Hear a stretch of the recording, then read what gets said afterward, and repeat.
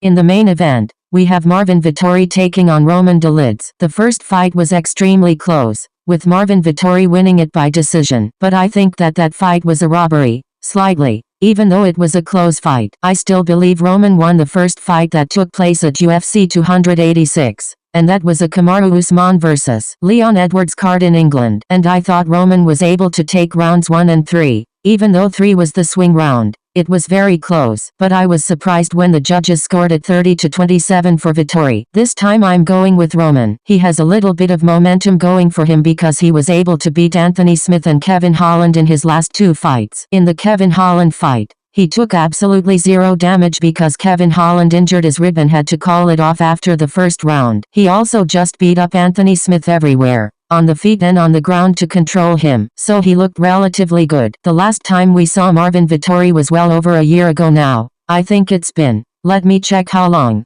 almost 2 years now he's been out of the octagon, and the last time he was in there, he got 50-43 or something like that by Jared Cannonier. He was brutalized. And I think he set a strike record in the middleweight division for 5-round fights. That's how bad it was. He's lucky to have a chin on him. Otherwise, his career would be done. But we'll see how good his chin is when he comes back. It held up during that fight, but let's see if it holds up this time. Roman has some of the best Brazilian jiu-jitsu in the whole UFC. I think he's an absolute maestro on the ground. The only problem is he doesn't have the wrestling to back it up or bring the fight to the ground. So a lot depends on him keeping his fight on the feet. But what we saw Jack Hermansson do was take Roman down. Roman then caught him in a calf slicer, reversed the position, and won the fight. My official pick for this fight is going to be Roman to win by decision. I think he can probably chip out at least 3 rounds during this fight since it's the main event in a 5-round fight. So that's going to be my pick. Roman Dolidze by decision as the underdog.